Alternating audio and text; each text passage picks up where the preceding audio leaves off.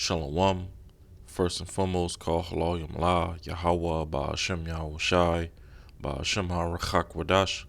Double honors to the apostles, the bishops, and the elders of Great Millstone that I learned this truth from, and also peace and salutations to the hopeful elect of the nation of Israel, scattered throughout the four corners of the earth. Alright, and pretty much in this video, I'm going to be responding to an article, as you can see here on the screen. This is from the People's Voice.tv. And as you already can see the title of this article, okay. All right, Gil Bates says, quote, revolutionary digital ID will exclude non-compliant citizens from banking, healthcare, and education. All right. And as it says right here, it says American citizens who want to continue using banking services, healthcare, and education must comply with incoming digital ID regulations, according to Gil Bates, all right, who has doubled down on his threat to exclude the non-compliant from participating in society.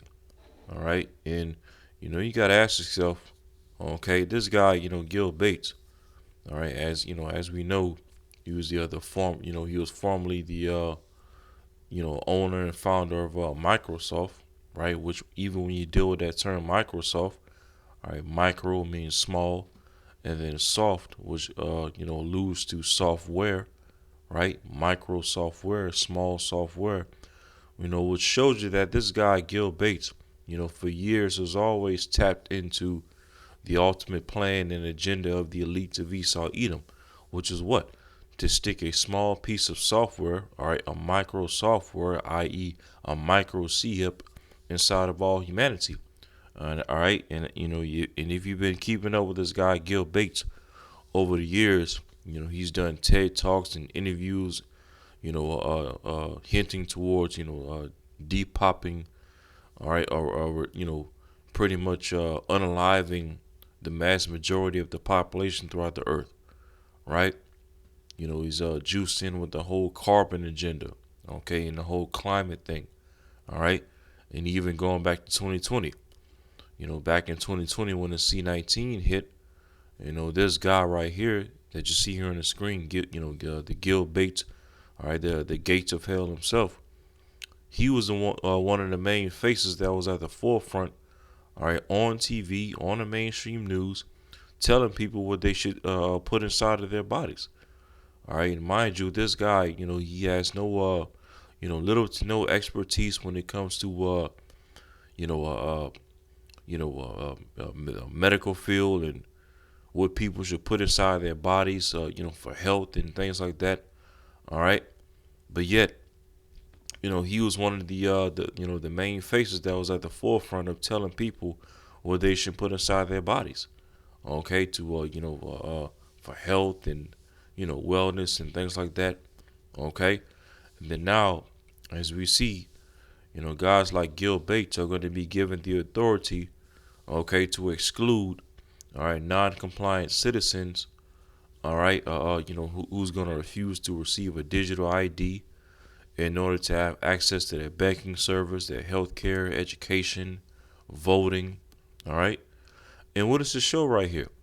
Okay, that very soon in the near future, these elites of Esau Edom, who control guys like Gil Bates and Elon Musk and and so on and so forth, Noah Yuval Harari, okay, technocrats, all right, is going to be technocrats that's going to be governing, okay, over these over this American system. All right, it's going to be technocrats that's going to be dictating what you can do and where you can go, okay, how much you can eat, whether or not you can have access to your bank account, whether or not you can have access to health care, education, right? And guys like Gil Bates are going to be one of the main faces, all right, governing, this NWO agenda that the elites of Esau Edom have, planned down the pipe in a very near future, okay? And let me play this video All right, just let you hear him talk. All right, Well, and this is fair use, fair use. All right. we believe having the ability to save and transact is something that should be universal, and a lot of forms have adopted that goal. We won't be able to do that with traditional systems. That is, the cost of bank branches and paperwork. It's just Yeah, basically, Esau Edom won't be able to issue forth, okay, his left hand peace and safety, right? His pseudo salvation, via AI, technocracy, the NWO, okay, with the old system as you just heard Gil Bates allude to. Okay, so basically what? The elites of Esau Edom are purposely and systematically collapsing this current system, this whole left versus right, Democrat or Republican, this current governing system and as well this current economy. Okay, they're purposely, bringing all this hell and collapsing this old system, okay, to ultimately come with the new system, which is what? Governing the society and ultimately governing the whole entire world via what? AI, okay, technocrats, technocracy, full blown dystopian system, all right, and pretty much setting up a digital Tower of Babel throughout the four corners of the earth, okay, using these AI data centers as basically, mini towers of Babel, storing people's data, their online data, their digital IDs, all right. All of that's going to be a part of Esau's NWO agenda and its technocracy, all right, and it's all going to be centered around the MOTB, okay. high. But fortunately, starting with countries like Kenya, and more recently with a robust system in places like India, we see that you can have digital financial inclusion. India is a great example. They did a lot of their own technology, which won't be possible for other countries. And so the role of the Gates Foundation as an advocate for those who don't have access today is to make sure there's technology and standards, including open source work that we're providing through the financial switch, which is called Mojaloop, and through the digital identity system, which is extremely valuable, not just for financial activities, but for health and voting and education, and that's called MOSIP. So since there isn't going to be a one size fits all solution, what is the role that you see the private sector playing in being able to collaborate with different governments to ensure that we move forward? Well, once you have the digital money system, then there's all sorts of services and applications that can be built on top of that, whether it's helping with health or education or agriculture, giving people visibility into their financial status, giving them advice, should they take a loan, should they buy insurance, what makes sense. The phone becomes a connection for low cost interaction with those customers that doesn't require human activity that would be beyond the means of the people we're trying to get to who don't yet have these accounts. So the digital revolution, which of course was where I worked before moving full time to the foundation, here we're trying to make sure that the developing countries have the benefit of the digital revolution. In some cases before. Notice he mentioned twice, all right, the term digital revolution. Okay, and what does that ultimately allude to? All right, the fourth industrial revolution. All right, which when you look it up, okay.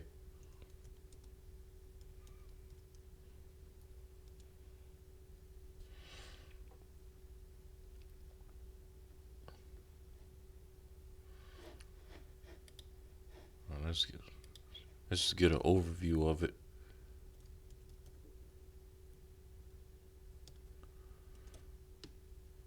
All right. The fourth industrial revolution, all right, is a framework that describes the rapid, unprecedented convergence of physical, digital and biological technologies. Okay, and this is all part of that digital revolution that you just heard Gil Bates, mention twice in a row. Okay, the fourth industrial revolution, or basically, the elites we saw Edom and those that rub elbows with them ultimately have a plan to merge man with machine. Okay, the convergence of physical, digital, and biological technologies. Okay, because even this guy, Klaus Schwab, what did he say about the fourth industrial revolution years ago? Okay, it's not going to be the world that's going to change. Okay, but it's going to be humans, people that are going to change. All right, roughly paraphrasing it. Because when you look at the previous three industrial revolutions, it was all about creating new inventions and new technology, for the world to change, from steam engines to cell phones, computers, internet, okay, automobiles, factories and engineering, okay, and so on and so forth, airplanes, all right. But now, with this fourth industrial revolution, is not going to be centered around creating new inventions, all right, and creating new things to make everyday life more faster and convenient, so to speak. But rather now, the fourth industrial revolution is going to be centered around, humans being the new invention, okay, transcending humans, okay, and ultimately, Esau, Edom, and his elites using technology and pseudoscience and AI to pretty much reinvent humans and recreate humans into their left hand image. All right. And it goes into building on the digital third industrial revolution. Okay. It fundamentally transforms global systems. Okay. Global systems. One world system, right? It says economies and industries through innovations like artificial intelligence, robotics, okay, and biotechnology. And hey, we see these things already emerging all throughout the four corners of the earth. So what does that show you? That we're already in the midst of the fourth industrial revolution. Okay, the digital revolution that you just heard the Gates of Hell speak on. All right, Salakia. Let's go back. For low cost interaction with those customers that doesn't require human activity that would be beyond the means of the people we're trying to get to who don't yet have these accounts. So the digital revolution, which of course was where I worked before moving full time to the foundation, here we're trying to make sure that the developing countries have the benefit of the digital revolution.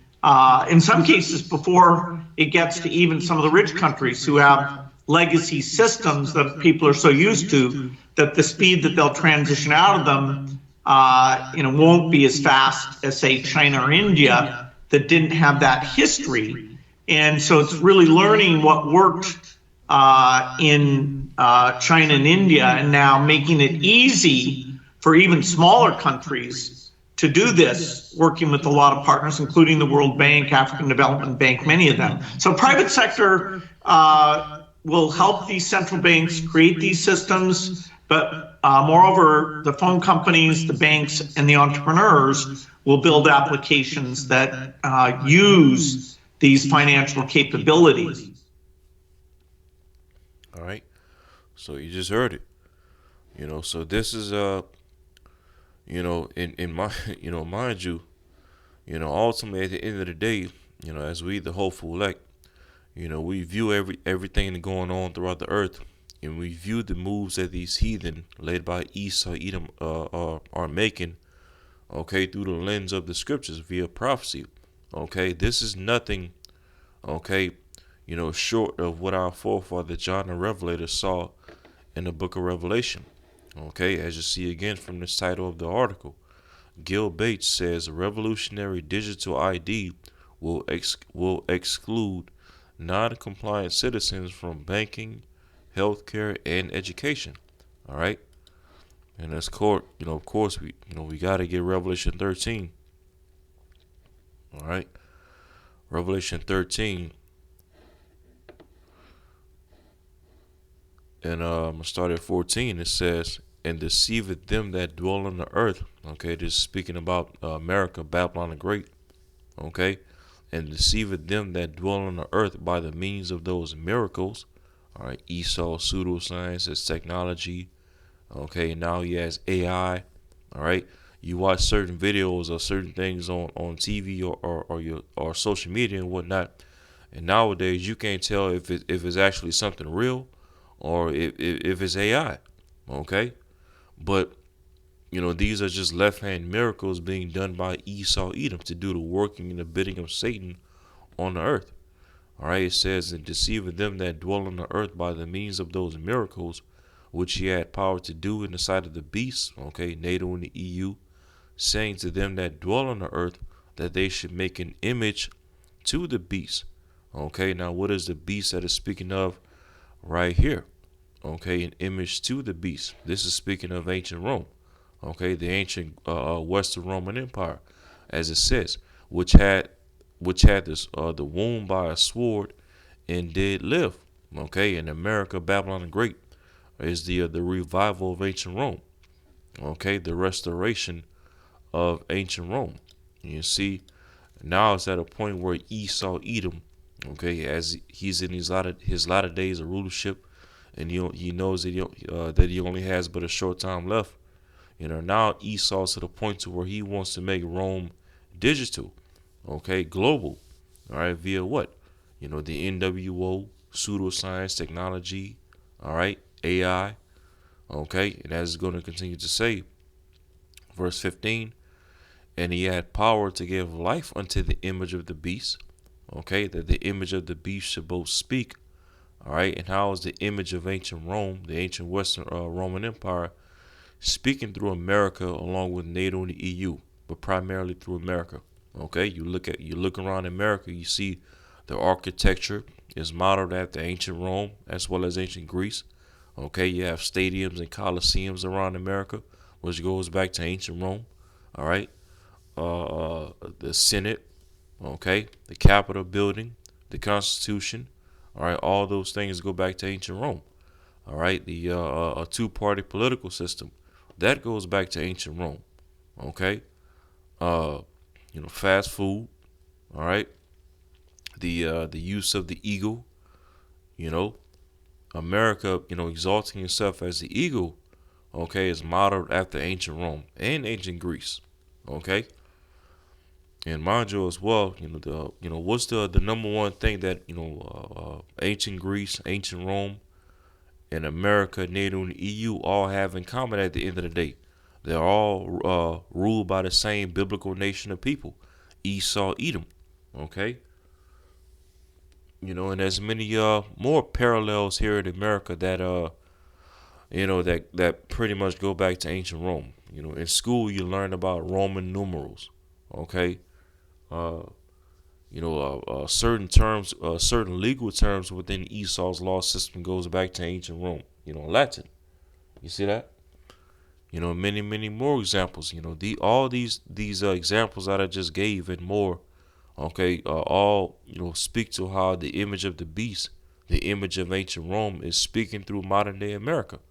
Okay, as again, America is the revival of ancient Rome, and it says, "And cause that as many as would not worship the image of the beast should be killed." Okay, and that's ultimately going into the NWO, because again, Esau wants to make Rome digital now via what? The NWO, technocracy, AI. All right, and of course all centered around the MOTB, as you continue reading in verses 16 and 17, which we don't need to read it because we already know what this verse is hitting for. Okay, the MOTB, where Esau wants to stick micro C up, okay, inside of people's right hands or their foreheads, right? That no man may buy or sell. Okay, you won't be able to have access to your bank accounts unless you have that mark, that MOTB. Okay, the micro C up. All right. And as it said again in verse 15, or the latter part of verse 15, and calls that as many as would not worship the image of the beast, okay, would not bow the knee to the NWO agenda, should be killed. All right.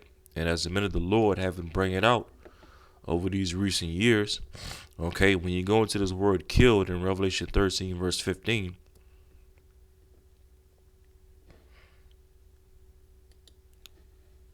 all right, it goes into, to be physically killed or, physically unalived, right? Which we know Esau is going to, pass unrighteous decrees and draconian measures to literally, put to death those that's going to refuse to bow the knee and conform to his NWO agenda, right? Esau's going to bring back beheadings and different forms of capital punishments, right?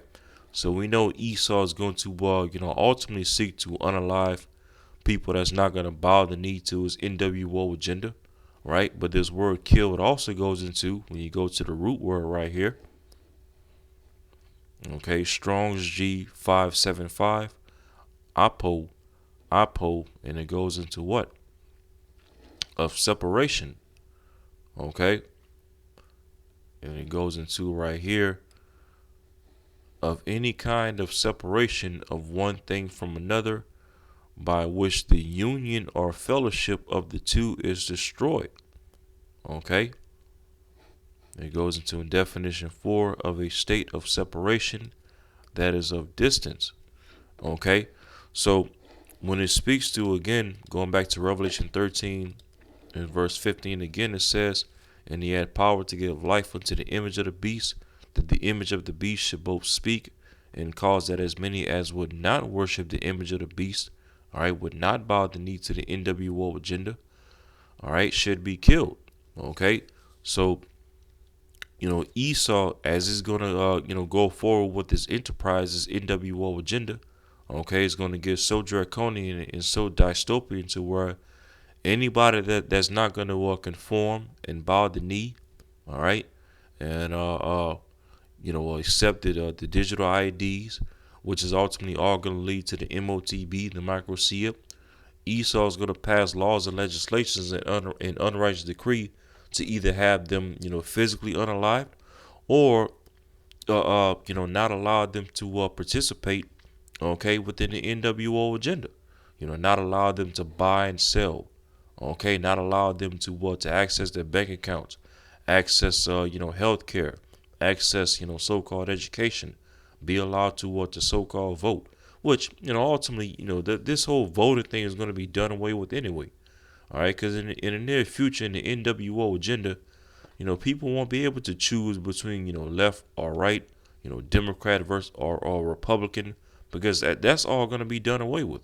All right, you even have talks right now, amongst Elon Musk and I believe a couple of other, Marjorie Taylor Greene, I believe, is one of them as well. Where they're pretty much talking about a uniparty, okay, where they're pretty much looking to do away with this two-party political system, which has done nothing but stink up the field here in Babylon the Great. All right, but now they want to go forward with a just a one political party, and we ultimately know it's not going to be based on some Democrat or Republican, left or right, paradigm, because ultimately the uniparty, all right, the one party political system that Esau ultimately wants to use to govern Babylon the Great America is technocracy, technocrats, okay, with guys like the gates of hell, all right, being at the forefront of that technocratic agenda, all right. But yeah, so we know Esau Edom, as our forefather John the Revelator is speaking to right here, okay, is gonna come down with draconian laws and draconian measures to where anybody that's not going to conform to his NWO agenda, they're either going to be physically unalived or they're going to be separated, okay, not be allowed to access their bank accounts, okay, their health care, education, all right, not be allowed to participate, all right, in society, not be allowed to deal in within the 15-minute cities. Okay, not be allowed to eat. You see that? And you best believe, okay, when these times come down the pipe, when Esau's going to go, make his move with this NWO agenda, which right now he is gradually progressing to it, with these, talks of digital IDs and, biometric systems, facial recognition, okay, scanning your iris, you're scanning your eyeballs to be able to identify you and things like that. We all know what it's all going to lead to at the end of the day. Okay, the MOTB, which is the microchip. All right, and those that that's not going to receive the microchip, they're not going to be able to buy and sell. They're not going to be able to participate in society, access their bank accounts. Okay, access health care and things like that. And you best believe, okay, with Esau Edom, going forward with this agenda. Okay, this is going to be the time where the hopeful elect, as the scripture speaks about, are going to have to live by faith. All right, step out on faith more than ever. All right, let's get Habakkuk, the 2nd chapter. Habakkuk chapter 2, and I'm going to start at verse 3. It says, "For the vision is yet for an appointed time, but at the end it shall speak and not lie. Though it tarry, wait for it, because it will surely come, it will not tarry."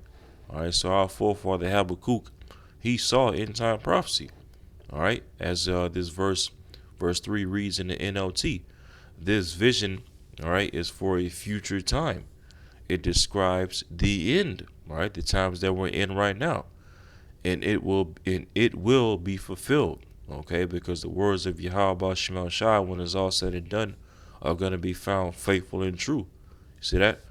None of the words of the prophecies of the Heavenly Father Yahweh return back unto him void, as it speaks of in Isaiah 55. But instead, it accomplishes everything that the Lord, sets it out to do. All right. It says, if it seems slow in coming, wait patiently, for it will surely take place, and it will not be delayed. Okay. Verse 4 in the KJV, "Behold, his soul which is lifted up is not upright in him." This is speaking about Esau Edom in the spirit.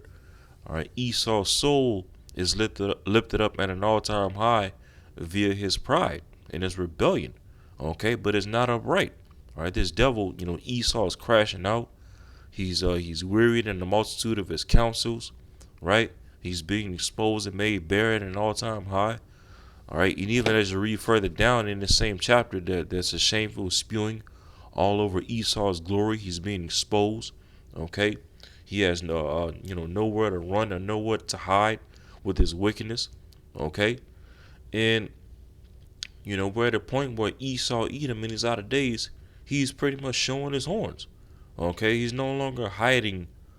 All right, his agenda. All right, he's damn near pretty much openly showing you the agenda that he's going forward with. Okay, the NWO, putting a global digital enslavement on all humanity and pretty much all the Lord's creation. All right, via pseudoscience, technology, AI, the MOTB, right?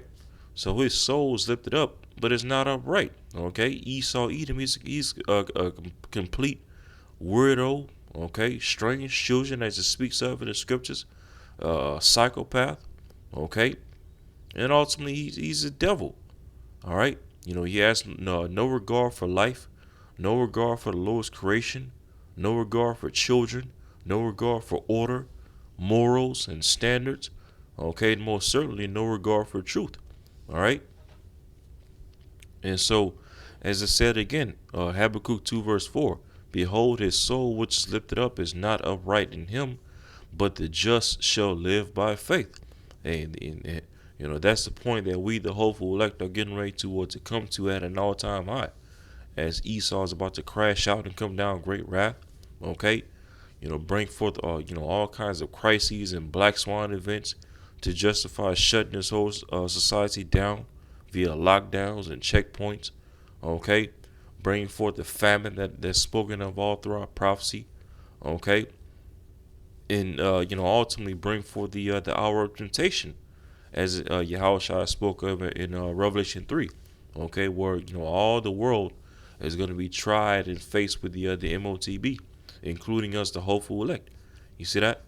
So that's going to be the time where we, the hopeful elect, as we're going to have to be pilgrims on the earth in this time, because what we're going to be separated. All right, we're going to lose particular jobs, lose particular comforts and luxuries that we have in this world, right? Lose out on access to certain things to get by in this world, and completely depend on, all right, faith in Yahweh Shemal Shai to help us endure till the end, right? The just shall live by faith, and so it clearly just said the just, all right, the elect are going to live, okay, but it's going to take faith, we're going to have to believe that Yahweh Shemal Shai is, because even like I did that video last night, okay, in these outer days, you're either going to be found faithful and true or unfaithful and through. You see that? And it says, verse 5, Habakkuk 2 and 5. Yea, also because he transgresseth by wine. All right, Esau is, always transgressing by his lies, his deception, his false education, his false propaganda, his false narratives, right? To justify, committing all kinds of wickedness throughout the earth, right? It says, yea, because he transgresseth by wine, he is a proud man, neither keepeth at home. All right, all over the earth doing wickedness, okay, spreading corruption, death. All right, constant warfare, taking away peace from the earth via the sword. It says, who enlargeth his desire as hell, destruction, and is as death, and cannot be satisfied. Here it is, this devil Esau Edom. He has the blessing over the fatness of the earth. He has the sword. Okay, he has technology and science. All right, on a level that no other nation has ever had all throughout history. But yet this devil is still not satisfied. Okay, they're not reproducing. All right, it's constantly worried. All right, it's constantly going throughout the earth, coveting after this and that and then the third. Stealing lands and stealing resources. All right, because what? All right, all throughout the history of the sons of the wicked. All right, Esau, Edom, Cain. Right. If one thing you can take away in the spirit, when you read about Cain, and you read about the nature of Esau, is that they were never satisfied with whatever blessings, whatever little blessings that the Lord, set aside for them. Okay, they always felt like they needed something more than what the Lord had to offer them. Okay, and that's the spirit that Esau comes into this very day. Here it is, the Lord gave this devil the fatness of the earth. He gave him the sword. He gave him a high level of science and technology that no other nation has ever had throughout history. But yet this devil, he's still not satisfied. Okay, what the Lord has blessed him with on the left hand side is not good enough for this devil.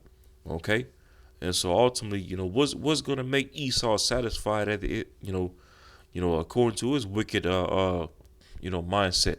It says, but gathereth unto him all nations, and heapeth unto him all people.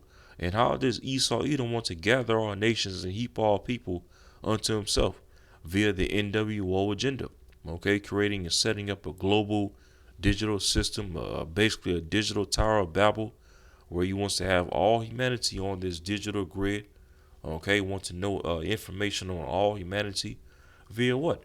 The implementation of the MOTB, the microseer. You see that? To ultimately, be able to play God on the earth and, recreate creation and recreate humanity into his left hand image, right? To ultimately to establish Satan's kingdom on earth. You see that? And pretty much as it's going into, all right. When Esau Edom, moves forward with these types of moves, hey, this is going to be the time where we, the hopeful elect, are going to have to live by faith at an all-time high. Completely step out on faith to Yahweh Shemal Shai, more than ever. All right, because the agenda, all right, and the system that Esau is looking to set up in the earth in his outer days. Hey, we the hopeful elect, that call upon the name of Yahweh Shemel Shai, that have this truth, that have this gospel, that have the Holy Spirit.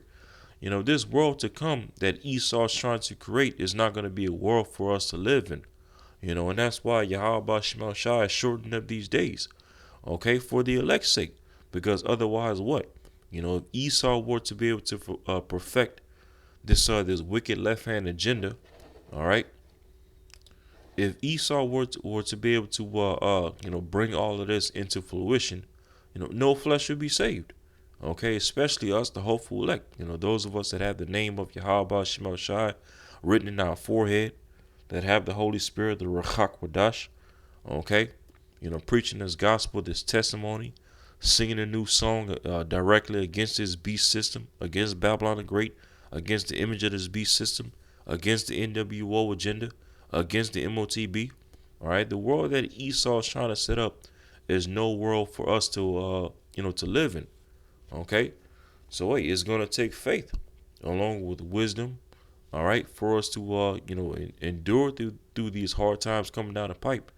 All right, so that Lord willing we can endure to the end.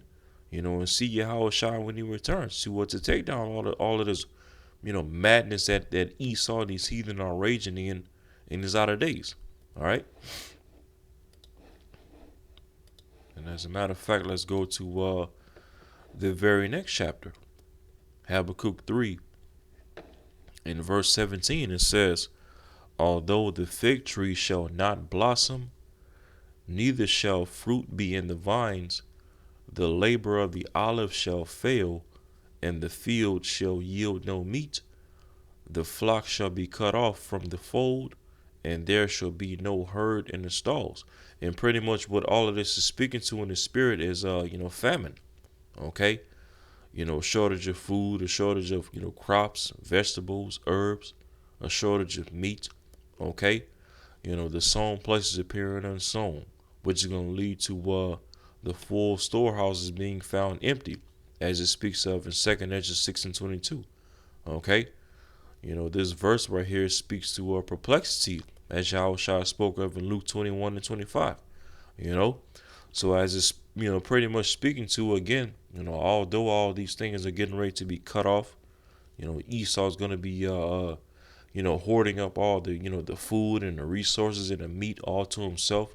Okay, and only rationing these things out to those that's going to bow the knee and conform to his NWO agenda and take the charagma. It's despite all these things, right? It says what in verse 18? "Yet I will rejoice in the Lord Yahweh Shemel Shai. I will joy in the power of my salvation." You see that?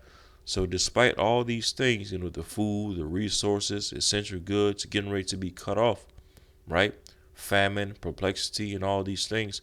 Hey, we the hopeful elect, we're still gonna have the spirit on us to rejoice in Yahweh Shema Shai. Okay? Because hey, although we know we're gonna have to go through the straight gate, hey, we're gonna go into the fire praising Yahweh Shema Shai. Just as our forefathers, Shadrach, Meshach, and Abednego, who they themselves, when you read in Daniel 3, okay, faced their hour of temptation during that time in ancient Babylon, right? They were faced with bowing the knee to the image of Nebuchadnezzar, or else what? Face death, okay, by being burned alive in a furnace. And guess what? They stood stiffly for the name of the Heavenly Father Yahweh during that time, right? And Yahweh Shema Shah left that story to us, okay, as a faith booster of what pretty much what we the hopeful elect are gonna have to go through in these outer days, as Esau setting up his image, okay, his NWO agenda, the charagma, okay, and then what, we're gonna have to stand on business and stand stiffly for the name of Yahweh Shema Shai, even in the face of death, okay, going into the fire, going into the straight gate, going into Jacob's trouble in the hour of temptation, okay, as it said again, rejoicing in the Lord Yahweh Shema Shai, okay, taking joy in the power of our salvation, okay, because hey, faith And fearing Yahweh Shema Shai and his wisdom, his knowledge, in his knowledge and understanding is what's going to be, the main things that's going to help us, the hopeful elect, and keep us stable and help us endure to the end. Not worrying about what ifs, but rather instead worrying about what is. All right.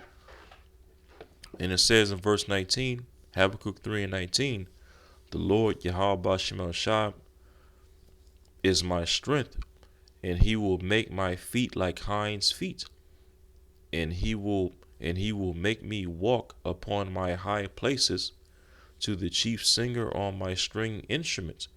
All right, and pretty much what this verse is speaking to in the spirit, okay, as I said again, Habakkuk 3:19, and the Lord Yahweh Shema Shai is my strength, and he will make my feet like hinds' feet, and he will make me to walk upon my high places. All right, and when you look at an ibex goat, all right, let's look up a picture of it.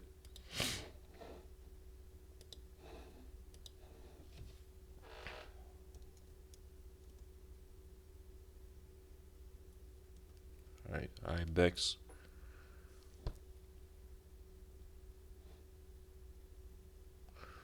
All right, this is a good picture. Pretty much when you look at this picture of the ibex goat, you notice how it's easily and casually able to walk up steep or flat walls, okay, with ease. All right, let's look at this picture right here. Notice how steep and flat this wall is, but yet notice how with ease this ibex goat is able to walk and stand upon this wall with ease. Okay, it's not being tossed to and fro. It's not is able to remain steady. Okay, and mind you, looking at this from a corner eye, this would be a very difficult thing to do. To be able to stand on a flat or steep wall like you see right here. But guess what? What is this symbolic of ultimately in the spirit? Okay, what the prophet Habakkuk just said in Habakkuk 3:19. The Lord Yahweh Shema Shai is my strength, and he will make my feet like hinds' feet, and it will make me to walk upon my higher places. So basically what it's speaking to is what? In a situation of difficulty, all right, Jacob's trouble, great tribulation, okay, difficult situations, the straight gate, Yahweh Shema Shai is going to be with this elect and holding us up, okay, keeping us stable, all right, making sure that we have the Holy Spirit and the wisdom and the faith, okay, to endure through these times, all right, and go through these times with no worries, just like this ibex goat right here. You look at pretty much his body language. He's not worried about the fact that he's literally trying to walk or stand upon a flat wall or a steep wall. Okay, he's just casually up there. You know, and that's symbolic of the spirit that we, the hopeful elect, are going to be in. Okay, in a situation of difficulty. Okay, in the straight gates. All right, in a time where Esau is going to come down great wrath. Okay, bring forth the squeeze, the perplexity that the scripture speaks about. All right, but we, the hopeful elect, hey, in these times, these troublesome times, we're just simply going to be praising Yahweh Shema Shai and remaining faithful and true. Okay, not worrying about what ifs, but rather worried about what is. All right, and that's Yahweh Shema Shai. Okay, and believing that just as the Lord told us that these hard times are going to be coming down a pipe, right? And Esau is going to be, coming down great wrath and setting up his NWO agenda. We also, are going to know and understand as well and believe as well that Yahweh Shema Shai is going to be with this elect, okay? Providing food for us, provision, providing protection for us, okay? Executing divine intervention for us. Lord will not be of their number, okay? And ultimately helping the elect endure to the end to see Yahweh Shai when he returns, to give us that victory and salvation that's promised over this beast system and its image, over his NWO agenda, and most certainly over his mark. You see that? So yeah, so with that, Lord willing, this video was edifying. And until next time, shalom.